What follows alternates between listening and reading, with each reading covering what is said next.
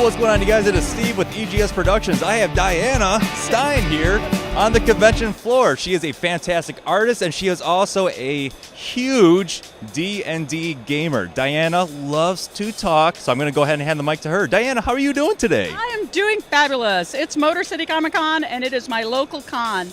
I've been to over 600 these days, and I'm still gaming the same D&D game from 1978.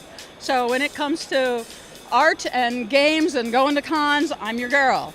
You actually have a book that you are featured in with your husband, because you guys have done over 500 conventions. Yes, indeed. Okay, so we got, and I know that you'll probably, it's just our little fanish history book. It's where we've been, who we've talked to, stuff that we've done, because there's so many people out there that are like, oh, this is my first time. I'm like, oh, that's so cute. It's just that I've been everywhere. I've done a lot of things. Oh, the people that you meet in the elevators. Lester Del Rey, publisher of Del Rey Books. There he is in the elevator, and you're like, oh my God, that's Lester Del Rey. And then you wind up talking to somebody, and you're finally like, oh yes, and who are you? Oh, I'm Mike Grell. Oh my God, why didn't I recognize you? You're Mike Grell. So coming to conventions, doing the whole pop culture thing, it's amazing the people that you can run into and the things that you can do. So what brought you into the gaming circuit and brought you into the conventions? Because you have been doing this for quite a long time. I have the longest continually running D&D game by a female GM in the world. 78, same game. And I think it was, I read books when I was young. I did Tolkien, and Tolkien leads you to your own ideas and your own building of your fantasy world. And then in college, they had a fantasy class where they introduced this brand new thing called Dungeons and Dragons. I was hooked. It was part of the Science Fiction Club's group. And I was there just before Christmas break. And when I came back from Christmas break, I had the dungeons all set, the dice all ready. Everything was like, okay, let's go. And every Sunday. Now, when it comes to your artwork, what came first, the gaming or the artwork? Oh gosh, that's hard. Way back. Think about it. It's probably, I doodled. A little bit doodling just on the sides of your test scores. And then I had a gentleman who, he was local, he did Land's Lantern, and it was nominated for Hugo, so he won a Hugo one year. And he said, will you do me drawings? And I'm like, really, my drawings?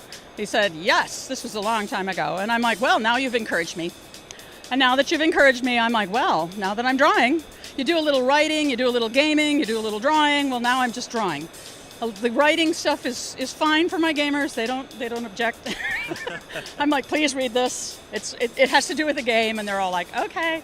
But the drawings are so nice, and I will tell you, when you're an artist and you have a D&D game, the things that you can think about that get drawn. I know so many artists that say, what should I draw now?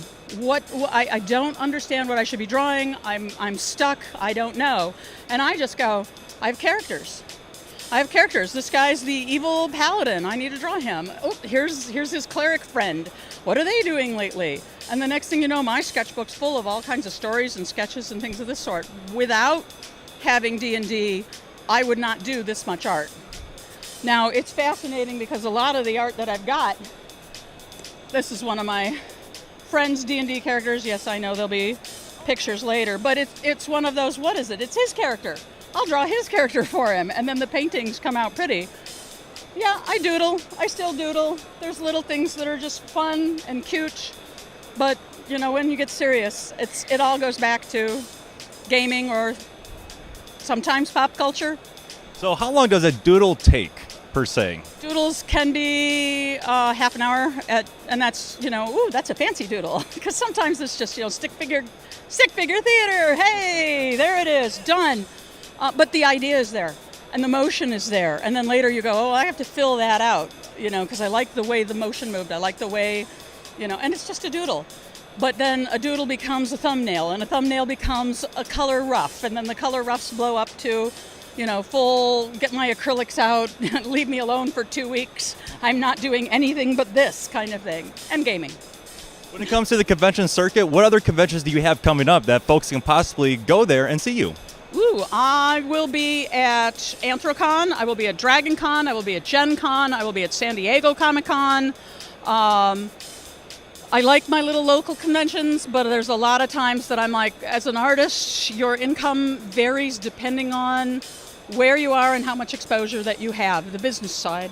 Here I am in the business side. Oh no, here we go. So the business side is which conventions do I have the most exposure to? So I tend to look for the big names. But that's a lot of fun because you meet a lot of people and there's always new people coming in and there's always a chance to talk to people, and I'd like to talk to some of your fans. So come by the table. I got the hat on, always the hat. The hat is from like 1978. So if you see the hat, come over, say hi. Everybody out there, I will say before I had a chance to interview Diana, very bubbly personality, fantastic. If you guys are in the convention that she is in, I would highly recommend just go over and say hi, because a quick hi will take 15 minutes out of your day. Oh, totally. I'm just chatty. And it's not a bad conversation either. She's a lot of fun. She's a good person to hang out with. Now, if you have characters you need drawn, I do that too. she is your lady. Now, when it comes to commission art, do you do any kind of commission art? Oh yes, you live and die by your commissions. Now, where can people find your commission art, or how can they get a hold of you? Okay, the best way to do it is to find me here at a convention, because I get busy between the conventions with things that I've picked up at a convention. But a lot of times it's just find me and go. Everybody, Diana Stein, fantastic. We can just keep on talking for hours on end. Oh. But all right, you guys, until the next one, we'll get you guys soon, okay? Thank you. See you later.